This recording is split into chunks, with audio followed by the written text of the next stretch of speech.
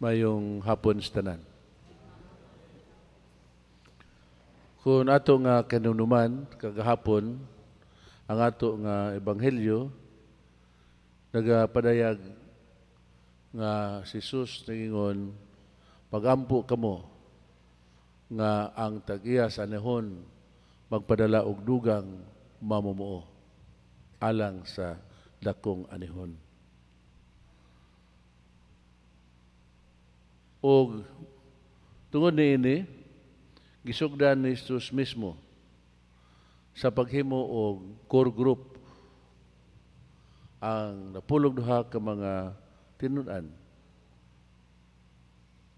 o nga una gitagaan niya sila otoridad. Authority means life. Authority means blessings and not curse. Usa kining napulog duha ka mga tinun-an magdala og panalangin ngadto sa mga tao nga ilay kahibalag pinagi sa paghingilin sa mga dawtang espiritu diha kanila ug pag-ayo sa tanan nilang mga sakit ug balatian. Ikaduha nga gihinganlan niya kining napulog duha ka mga tinun-an. Mga kasagaran kanila, ordinaryo nga mga mangingisda. Gawas kang Mateo, nga usa ka kubrador sa buhis. Si Alfeo, si Simon, ang patriota, nga sa atong lingwahe karon kining patriota, para nag-iisip na rebelde panahon sa pakigatubang sa pangagamahanan nga Romanhon. O ang usa kanila nakahimo pa sa pagbudi kang Jesus. Matod pa sa usa ka awit, I have called you by name, I will send you by name, because you are precious to me. Ang usag-usa kanato gitawag usab sa Ginoo alang sa usa ka misyon. Usa ka kahigayunan din makatampo kita sa pagsangyaw may tungod sa gingharian sa Dios. Kaya ang sentro sa atong misyon mao ang pagpadayag ngadto sa katawhan nga ang gingharian sa Dios niabot na. Kung ato nga kinumduman si Jesus dito sa templo, nanudlo. Ug ibasa niya ang basahon nga gikutlo gikan sa basahon ni Propeta Isaias. Ang Espiritu sa Ginoo aniya kanako nga katagan ako gahom sa pag-ayo sa mga masakiton, paggawas sa mga binilanggo, ug sa pagpadayag nga ang mensahe sa Ginoo natuman diha sa inyong atubangan. Christ as the fulfillment of the promise of salvation. O kining napulog duha nga iyang nahimong core group, misyon ug tahas nila ang continuity. Unsa nasugdan ni Jesus mapadayon ang sustainability ug ang inclusivity sa kaluwasan nga iyang gitanyag. So God's salvation is inclusive. Walay mahimulag ang tanan gitanyagan o gidapit. Apan dili usab siya mopugos. Gawas nun kita nga mosanong sa iyang panawagan. Ang plano sa Ginoo mao nga kitang tanan maluwas apan tahoron niya, respetuon niya ang atong tagsa-tagsa kakagawasan.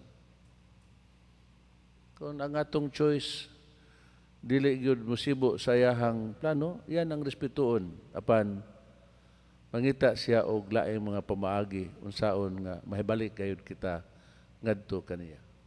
Mao man gani nga ang iyahang sugo sa imong tinun-an adto sa una mo sa mga nangawala nga mga katawhan sa Israel. Ayaw mong sulod sa mga Gentile or pagan territories. Ayaw mong adto sa Samaria.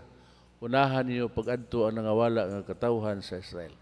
Kaya ang plano sa Ginoo mao man nga ang mga Hudiyo mao ang pinili nga katawhan sa Dios. Itanyag ngadto kanila ang kaluwasan apan sa diha nga mibalibad sila. Misalikway sila sa maong pagdapit sa Dios. Kitahod ni Jesus ang ilahang desisyon. Mao nga ang mga Hintil ug ang mga dili mga Hudiyo nahimo nga kabahin, nahimo na hinung una nga mga nasangyawan sa mensahe sa Ginoo may tungod sa gingarian sa Dios. God's salvation is offered to everybody, regardless of race o regardless of color. Ang tanan itanyaga niya sa kaluwasan. O kadtong mga nagasunod kaniya, nahimong iyahang mga sumusunod, nahimong iyang mga ginsakpan, nakadawat usab sa among misyon. Pusa kita nga mga binunyagan, kitang mga sakop sa simbahan, nahimo usab nga mga misyonero. Nahimo usab kitang magsasangyaw. Ato nga makita nga ang atong mga overseas Filipino workers sa lain nga mga nasod nakahimo sa ila nining maong misyon. Sa diha nga bisan sa ilahang workplace o sa ilahang mga panimalay nga ilang trabahoan, makatudlo sila sa ilang mga anak, silang mga agalon o hinahinay sa ilang mga agalon may tungod kang Kristo. Kay walay boundaries, walay utlanan ang iyahang kahigayunan nga gitanyag, gipaambit kanato nga mahimo kitang mga magsasangyaw sa iyang mensahe ngadto sa uban nga mga katawhan. Ato nga ampon ining santos nga misa nga sa atong pagabinunyagan mamahimo usab kita nga magsasangyaw sugod sa atong kaugalingon ngadto sa atong pamilya ug sa atong mga immediate nga mga kasilinganan. Ang atong mga maayong buhat, ang atong kaayo, igo na nga paagi sa pagsangyaw nato, nga madani nato, kadtong atong makigsunan nga nabugnaw o kaha nawad-an sa pagsalig sa Dios nga mahibalok sa dalan sa katarong. Tungyam po nining santos nga misa, nga dinanagan sa gasa sa Espiritu Santo, among kahayag, magagiya, kanato sa pagpuyo sa usa ka kinabuhi sibog subay sa kabubuton sa Dios. Sa ngalan sa Amahan, sa Anak, sa Espiritu Santo. Amen.